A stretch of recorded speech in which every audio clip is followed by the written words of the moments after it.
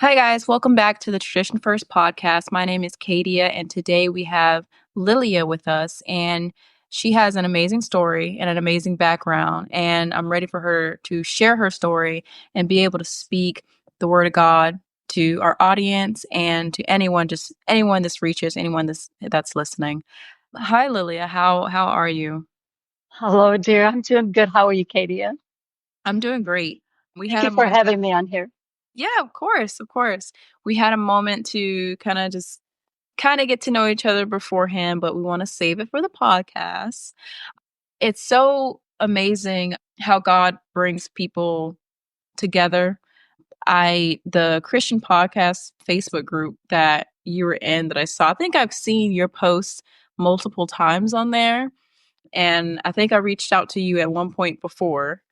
And somehow now here we are. And so I'm very grateful for that because I'm excited to hear your story. Your background, you are Russian, right? Yes, All right. So tell us a little bit about your background and kind of what inspired your story and inspired you to write your book, everything. sure.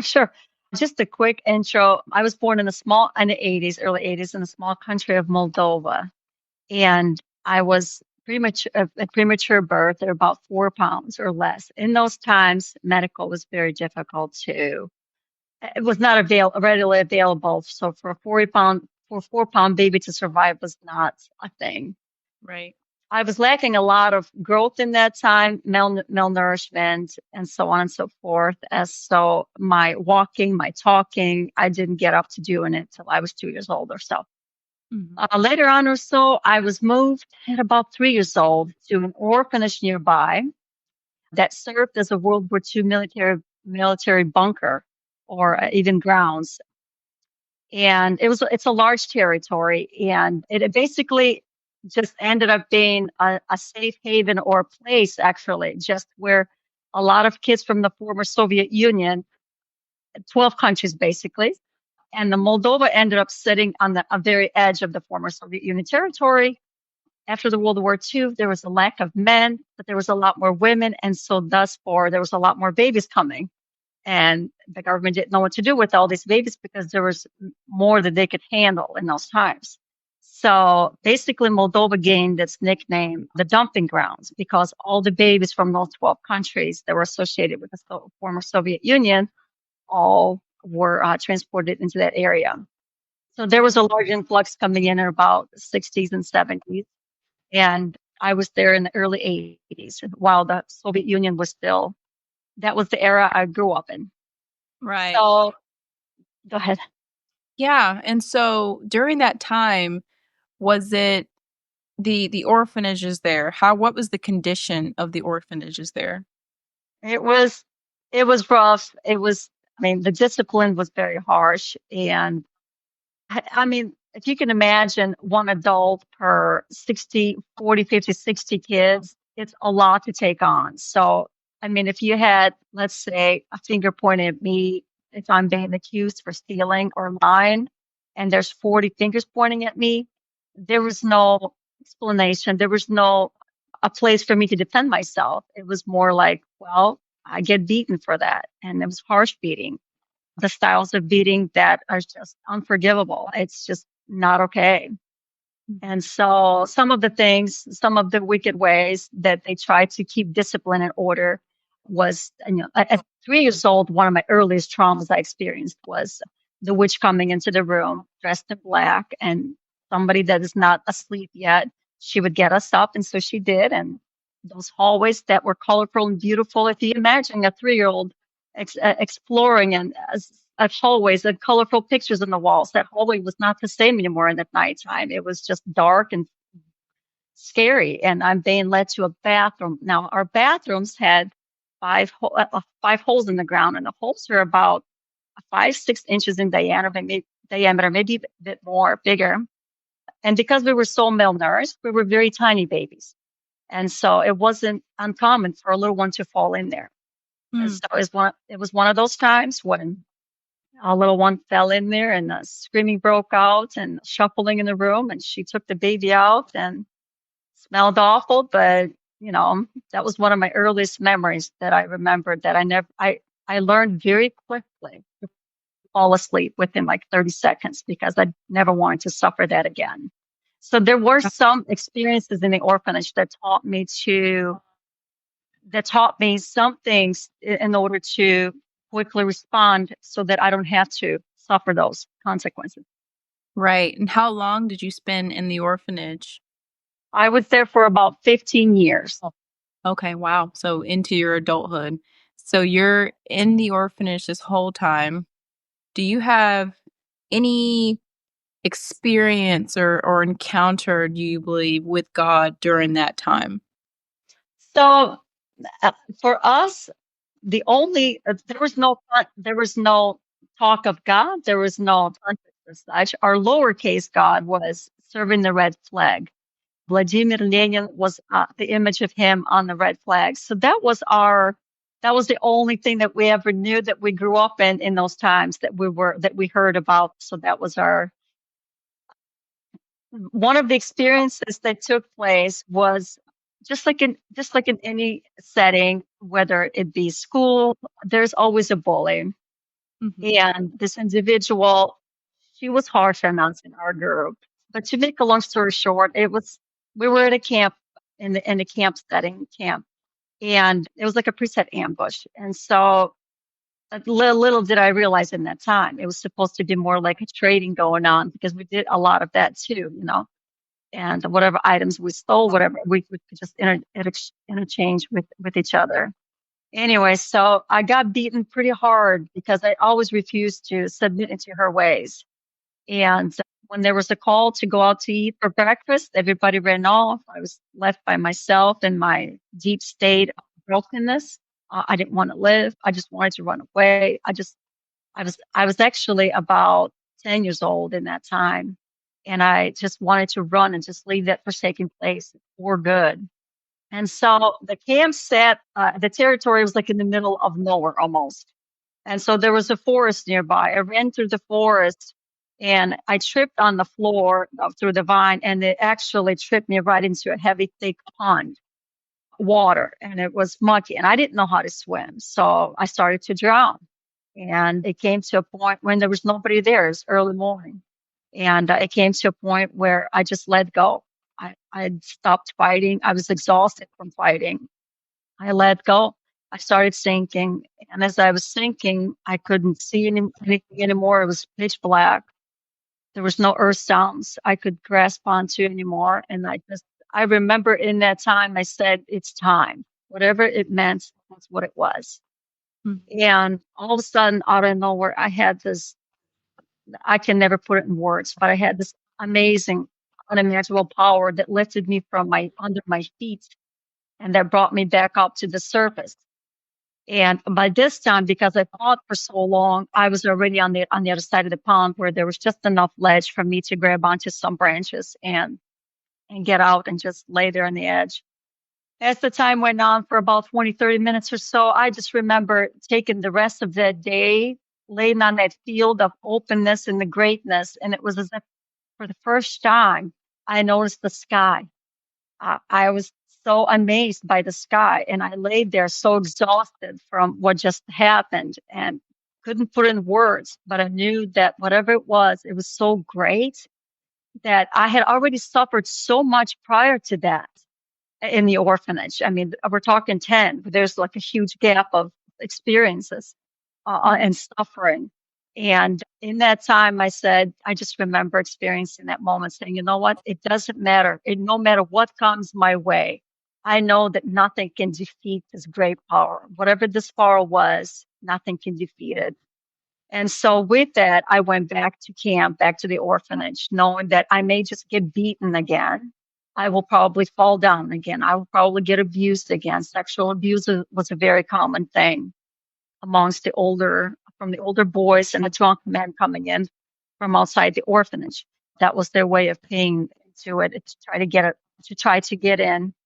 And I knew that going back, I had nothing to fear anymore. I had a birth of faith that was born in that time. Though, Katie, I could not put it into words. I didn't know what it was. Yeah. The only thing that I could describe it in that time in my 10-year-old self as like whatever it was so powerful. I can't put it into words. Yeah. That's how You amazing didn't it was. know there wasn't any conversations ever about God or Jesus or anything like that, but you knew something picked you up. It was more powerful than anything you could ever imagine. It was amazing. So my That's strong faith was born in that time. It was that. amazing. That's amazing. So from 10, you have this experience at 10 years old. From 10 to 18, all of the bullying, the abuse, everything continues. When you turn 18, what changes? Where did you go? How did you know where to go? What changed at 18 when you got out of the orphanage? So I wanted to go back a little bit. To become an adult there in that time, you were actually 16 to become an adult. So prior to that, so let's say, so the fall of the communism was happening already, and a lot of transformation was happening was when I was about age 9 and 11. I mean, the change started, but there was so much happening in that time. So there was no longer discipline. There was no longer a routine, a daily routine you could fall into. There was more punishment going on because now there was even less teachers. There was less workers in there because the government could not afford. So what had happened in that time also was there was a lack of, prior to that, when the system depended on the government so much, we had 3 meals a day. We still somewhat had clothes on our backs. During the fall of the communism, everything stopped, and I mean stopped cold turkey. Mm, And there was no clothes, there was no food coming in at all. And food for us meant a butcher and a baker and the milk and a dairy. No such thing as a Walmart down the road or Meyer to go to or Sam's Club. There was no such thing. There was no boxed items. right, What we had, it was potatoes, cabbage, carrots, your basic veggies that were stored underneath the cellar in those old military pathways, bunker underneath. And that's pretty much what we lived on.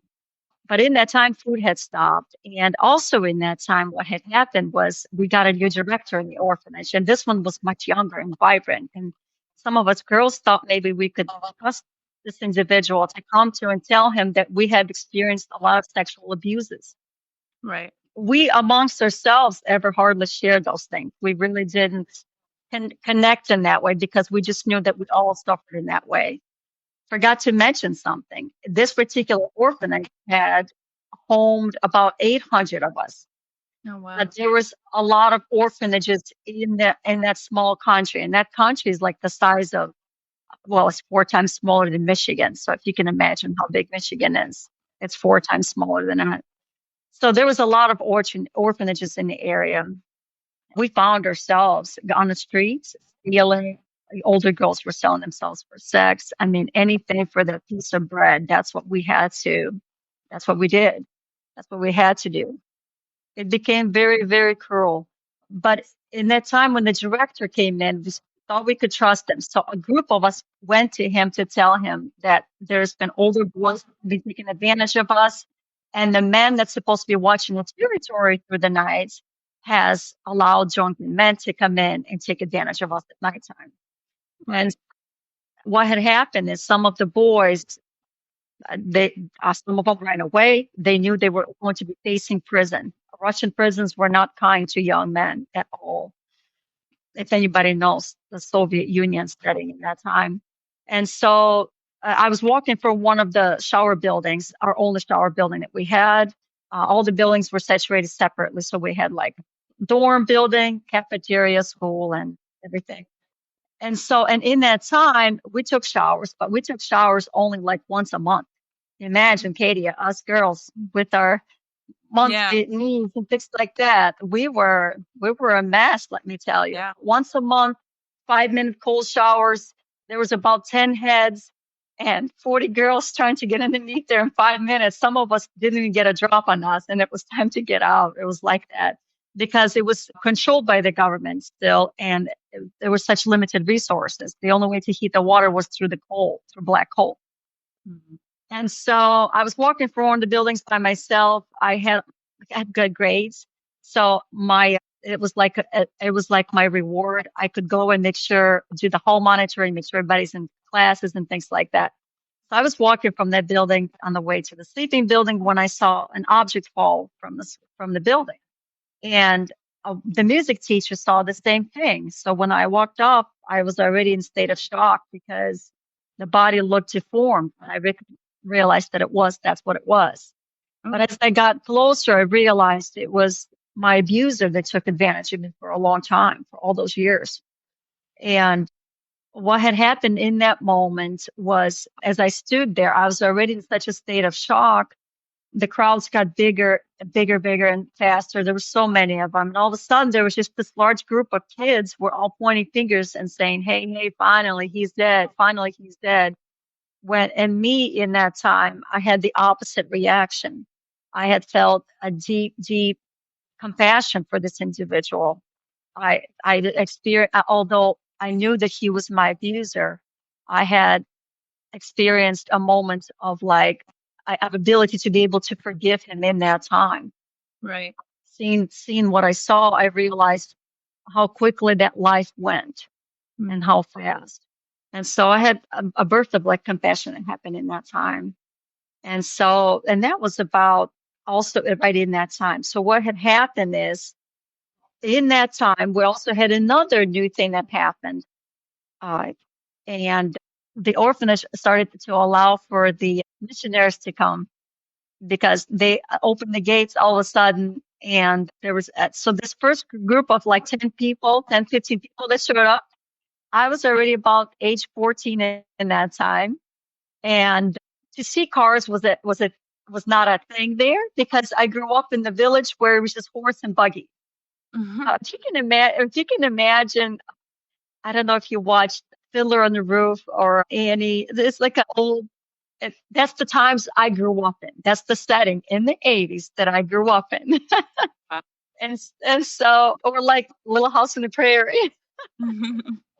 Yes. So seeing cars was like a unique thing. So we had a group of missionaries show up, and let me tell you, I knew we stunk bad. I knew we were just a hot mess in every way.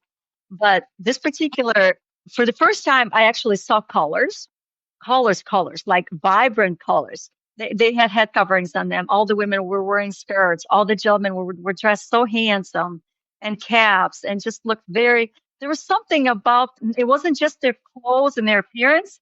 There was something on their faces that I saw for the first time that screamed like, just like happiness and joy. There was something in them that I wanted. I was like, I want that. Whatever that is, I want that too. And so they brought us bread. They brought us sweet fruits, orange. I've never had orange. And it's like, you know, that Bible and the story in the Bible that talks about the multiplying fish in the basket. Well, it was sort of like that. They would take one orange and 10 kids, everybody got a slice. So you better believe it. I cherished that little piece and enjoyed every single drop of that. It was just so special and unique. It was like first time tasting the exotic fruit. And so, but with that, they also brought their goodness of story of sharing of the story of Jesus. And that Right. was the first time I was hearing these stories. It was like, oh, and he did this, and he could part the waters, and turn the water into wine, bring the to life. It's like, but the one apart from all those stories, Katie, the one story that really touched me the most was that he's the man and the one and only man that has lived on this earth that is capable of loving unconditionally. Yeah. Because up to that point, the only way for me to have related a man to care was sexually. Right. And it was just so it was very powerful. It was very I was like, is there such man that existed in that time that was able to love not just those people, but us today? And so you know how I'm not sure how old your kids are, Katie, but my kids are teenagers. So I also remember what it's like to be a teenager. Yeah. You're like in that skeptical stage, you know what I mean? You question a lot. You want to like everything has to have a logic. Everything has to have a reason. Right. Uh, you know what I'm saying? So in that time, I remember being in that place, and I just and that moment of that great news that they brought, the short-lived moment. Mm. But it was the first time I heard about the guy named Jesus. And so as time moves forward, about a year later or so, around November, I also received another reward. At this time, I'm standing on the steps of the orphanage and I'm reading ice through the steps. Yeah, while all the kids are in the classroom, and the yellow taxi cab pulled up. Again, I knew it wasn't from anywhere nearby. It's coming from a big city. And so five people came out, bodyguard, which was very common in that time to travel with a bodyguard because otherwise it was dangerous, especially for people from other countries. Because the country was so poor, there was a lot of other corruption that was happening in that time. Right. And anyway, so this lady came out and I mean, I'm wearing a coat and my sleeves are up to here. I have no hat, I have no gloves, I have no socks, I have holes in my shoes. I mean, we were so poor. I had none of those accessories, but I did have. So when she comes out, she looked like she was an Eskimo. She was dressed in this heavy duty black, nice looking warm snowsuit. And I'm like, boy, I really wish I could be in her shoes right about now. And so I remember I ran up to her because I knew she was there to adopt. And Katie, I think I lost you. Oh, gotcha, gotcha. And in that time, I remember when she came out, I ran up to her because I knew she was there to adopt. As for the adoption, I was always on the list to be adopted because I was actually considered one of the normal kids. A lot of the kids were mentally ill because a lot of them had alcohol fetal syndrome. But when they brought me out in front of people that possibly to adopt, there was always you're skinny, you're too tall, you're not the right color of the skin. So I just kind of adopted the fact that I just wasn't good enough. Right. And so the bodyguard pushed me away when I ran up to her. She couldn't speak the language. The translator told me that she's here for the little ones. And I said, of course, who's going to want me? I'm 15. I'm practically an adult. So and so she went in the office, and the day goes on.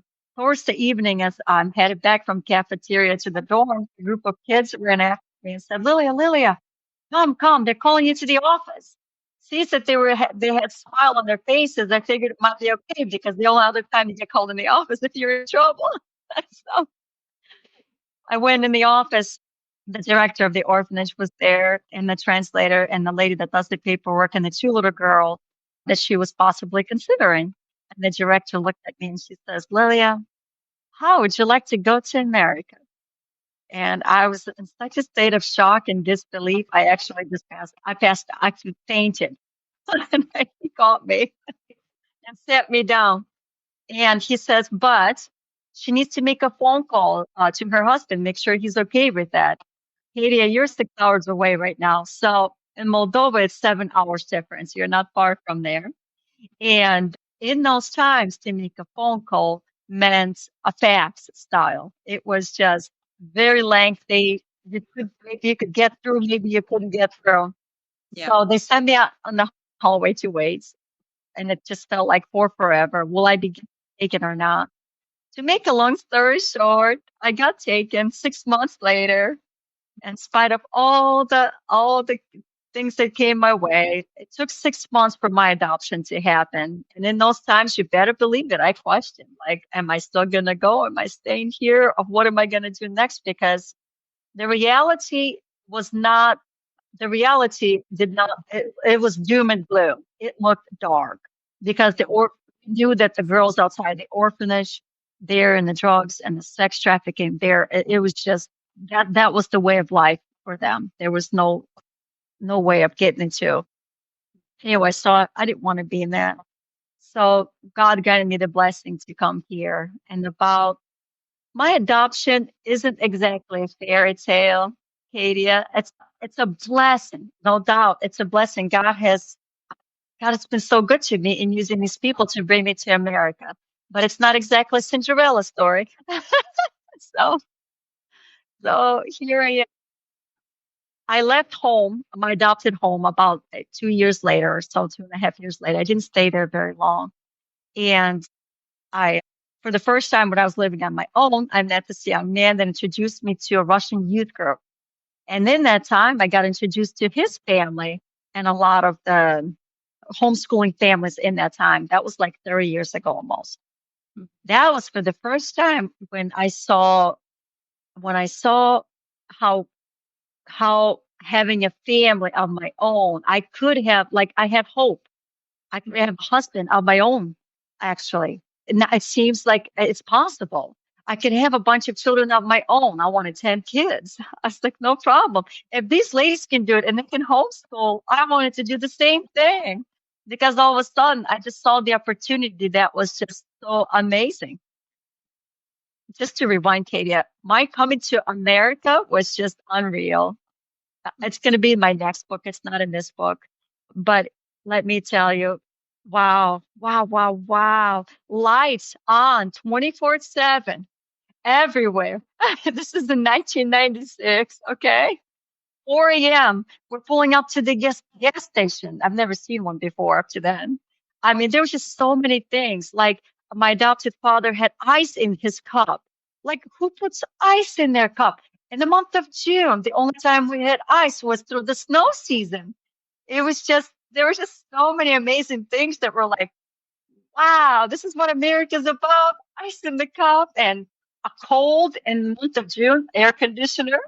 There's just so amazing. There's just so many amazing things with that. But yes, I met these Christian families and I knew I was finally on the journey of being able to come to a place where I can grow as a Christian. So it was one of those times when there was an altar call and I went on a youth group conference in Chicago. And it was like a long conference, like 6 hours long. But it was one of those times when I ended up right at the front of the stage. And the only time I had realized, like, I'm standing on the stage is when I had people put their hands on me to pray over me. It's the altar call. It was like, who wants to accept Jesus into their life? And that was my moment in that time because I just followed the light when that happened. And let me tell you, I mean, I had already strong faith knowing that there was a strong power that existed. But in that time, I was finally able to start putting a name to it. Right. And then my faith and my Christian life just propelled. I mean, it just like took all. All of a sudden, I had all the tools at my fingertips. There was no excuse not to grow, not to develop as a Christian. It was just like everything is available here. That's And so that's so amazing that you say that. You were very even though you had been through what you'd been through, there was no hesitation to accepting Christ because you kind of knew there's something. I don't know what it is, but there wasn't that hesitation there. It's funny. So I when I was in the military, I lived and worked and was stationed in South Korea. And at different points in time, you come across the North Korean refugees who have a very similar story to what it's like growing up in the Soviet Union. And they're so ready and they're so willing to accept Jesus into the situation. Like I think I'd hardly ever come across any of them who doubted. And maybe it was because they were the ones that was able to leave, knowing that they still had family and brothers and sisters and grandparents back in North Korea, or what exactly it was, but you cannot shake them of their faith. I have a friend as well who was adopted and came to America during the time where China was under their one child policy. And so and her faith is incredibly strong. And so it's so interesting. So our nonprofit, we deal with students and mainly college students because as alarming as it is, 70% of college students who enter university will lose their faith. By 29 years old, 80% of those students will no longer have their faith. And so it's our organization is trying to figure out and meet the need of what's happening in that ecosphere? Is it the exposure to different religions? Is it the high secularism in those areas? It could be a mixture of both. But the point is, we want to try to meet them where they are with being able to affirm their faith and being able to have those spiritual encounters like what you had and what many people who've dealt with, tragic events have had. But it's hard to curate those in people who've never experienced those things or have a perspective outside of themselves, like someone who actually has gone through it. And so, what would you say to a young college student who is having just a hard time being firm in their faith? They're hearing all these things about other religions and they're questioning whether or not Jesus is truly the way. Sure. I wanted to first offer my perspective and a cultural differences in the eras that we lived in as well, really quick, because there's so much that I have noticed that has changed, even from the time when I was growing up to where we are today. So, in the time when I was growing up, we were oppressed in the way when it comes to we just had one religion per se, a lowercase God, let's remove the red flag. That was all there was. Now, it might have been different outside the orphanage for families, but in the orphanage, the closed zone system, that's all that there ever was. So when I come to America and as the life goes on, and now gosh, we're blessed with technology. We are blessed with those little gadgets at our fingertips. I almost feel like most of the issue today that exists is there's too many cups to sip from because the information is so great. There's so much of it. Not only that, I feel that the young ones are so disconnected emotionally from each other, like even in their homes. I mean, I find myself, Katie, correcting myself and actually not correcting, but more like rebuking myself that I'm texting my son in the next room Yeah. when I could just walk up and knock on the door and bring about that conversation in that way. But instead, I catch myself texting him instead. So I feel like that has, in a way, has blessed us, the technology in that way, but it also has cursed us. And it has taken away that ability to be able to emotionally connect with each other. Also, it offers too much information out there. I mean, young ones at this particular age, I relate to young teenagers more. I'm a strong advocate for loving teenagers like you wouldn't believe. I have an 18-year-old, a 16-year-old, a 14-year-old, and a 12-year-old. Let me tell you, I got my hands full. And I'm in that place where they are so impressionable in right now in these stages of their life. We are, I as a parent have a struggle to control or even like apart from building a strong Christian foundation in my own home, there is a good chance a lot of homes don't have that. And so when you have young ones, they're brought up in this state right now and they have that little gadgets and they're scrolling and they're seeing everything and anything on those screens. I mean, God only knows what's going through their mind. And so thus it just brings up so many insecurities and so much doubt in them. I mean, they were already probably in the place of confusion, in a place of questioning, in a place of trying to articulate their thought and who they are. But it has added just an extra element to complicate those type of things and how it works. So I really wanted, I want to encourage young ones. I mean, especially like college students and high schoolers. Like it disheartens me when I see a group of high schoolers, all 10 of them, none of them are looking at each other. There's a great disconnect there. They're not physically making an eye contact. They're all on their phones, and that's the way they relate to each other. And I do feel like that has created a great separation. It Right. has created, and that just adds more turmoil to where they are currently when it comes to their spiritual state. A lot of them probably don't even have a spiritual state because they're so distracted by the worldly things at the moment. You know what I mean? Right. And so I wanted to encourage just one small thing or one small habit or aspect when they find themselves in the group with their friends, I try to encourage my teenagers in that way is leave your phone in the car, leave your phone at the house. Don't take it with you if you can, and just be in the moment with your friends. Right. That would be what I would want to encourage them to do because just taking that step and trying to employ that new habit formation, it will open up a lot of doors. It will open up a lot of windows. It will open up a lot of way to connect in the way that they would have, in the way that you and I knew how to do it when we were at that age. You know what I'm saying? And they're at a great disadvantage because they're missing out on that. That has been taken away from them per se, and not you know what I mean. Yeah, I could definitely say that the aspect of social media, it can be a great tool, but it's also a place of spiritual warfare for our young people.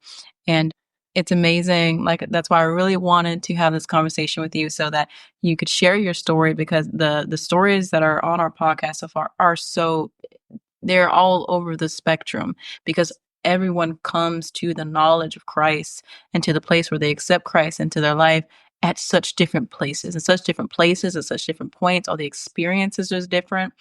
And a lot of times in our secular schools, logic and reason takes precedent over faith, and that those two things contradict one another. And so it's very difficult to live in a world where you search for truth, right? We have a longing to search for truth and then trying to marry that with faith and what that actually looks like.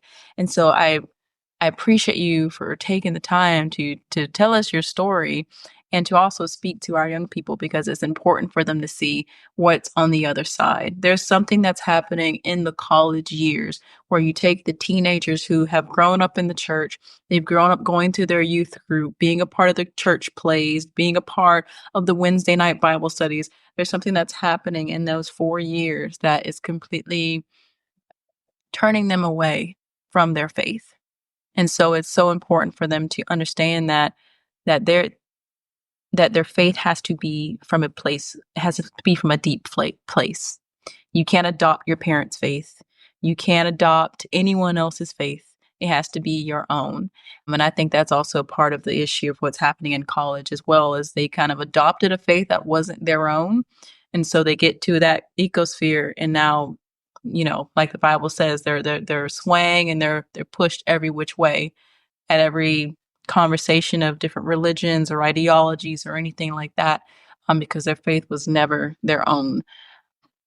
I wanted to add to that, if that's okay, Katie. I also feel like they haven't, in most cases than not, apart from adopting their parents' faith, for example, it's possible that emotional aspect it plays a big role in this, a big role. Emotional disconnection, emotional health in that retrospect. And I feel like faith and logic actually they complement each other in a great way. And like for example, for me, I had no logic to explain away what had happened in that time in the pond. I had faith. So here I am 40 years later, and only to take the time, I'm only now, Katie, I'm only now recognizing how God has taken the time to build and to make his plan come to life and build this puzzle and put pieces in place together. Do you see what I'm saying? I am now applying that logic. It does go well with that. God has granted me that blessing and the ability to be able to see that. But in that time, there was faith that was born that caused me. But what caused me to recognize that faith is the aspect to recognize those moments that happened, those pivotal moments in their childhood in those times. And because they're so, in those young, impressionable teenager years, they're all about themselves. They're trying to figure themselves out. And so because they're, obviously looking at the camera, looking at the mirror, that seems to distract them and take them away from being able to just like disconnect from all that and I wanted to encourage each and every one of them because I am 40 years old, Katie, and let me tell you, I struggle with not looking at my phone. I'm so spoiled with that aspect. I have to leave my phone behind when I go up hiking in the mountains every Saturday. because I know the only way for me to find that solitude, that alone time with God, is to be disconnected from the world. Yeah, And right. so, and my trails where I am at, it's because it's located next to the college, actually. There's a lot of young students go up and down on those hills. And I really hope that apart from just running and getting fresh air, they're also getting that time of solitude and alone time with God where they can reconnect with themselves in their spiritual growth and Right. needs. So yes, taking the time to be out in nature alone definitely is one of the things that I would want to encourage them as well. That's so amazing. Well, thank you so much, Lilia, for sharing your story. I will be able to put all the information to your book, everything, all within the bio with your podcast when it's posted. I just what you've been through, I've heard stories like it before, but it doesn't ever stop being impactful because I think we live so much in a bubble or we don't realize that people came through real things and real situations, and what we complain about in America is so small in comparison to the real situations that people have came through and are still going through, and that but we can take heart that God is bigger than all those things, just like in your story. And I'm so glad that you were able to share that with us. And so I want to take this time to close and just again thank you so much. Yeah, allow me to say one more final word Mhm. for listeners and readers. My book is available on Amazon. It's called Open Fields and Iron Curtains. It is just my first 15 years of my life. It's truly like a visceral experience, Katia. One is going to be reading it, but they're going to be in the shoes of that little girl that whole time. There's no logic, there's no explanation, there's just experiences. And speaking of experiences, I wanted to encourage everybody not to be so focused on someone else's doom and gloom and wow, how did they survive this? How did they overcome this? But instead, let them encourage that to look within themselves and take the time to recognize what I like to call them God highlight moments that help them to propel in their life or help them to survive that moment. Because each and every one of us, Katie, it doesn't matter what culture, what area you lived in, it doesn't matter what home you come from, whether you have mom or dad, it doesn't matter what dynamic you're from. Each and every one of us has had experienced something that what I like to call God moments that helped us to survive those moments. And I think when we come to acknowledge those things in our life, that really helps us to acknowledge where God is. That God does exist, how He helped us to overcome and you to be where we are today. And I think there is also a lack of that as well. There's more of like a comparison to, oh wow, she's had it worse than I did. But instead, I wanted to encourage you the opposite. Take the time to reflect on your own inners, of recognizing where God was present every time.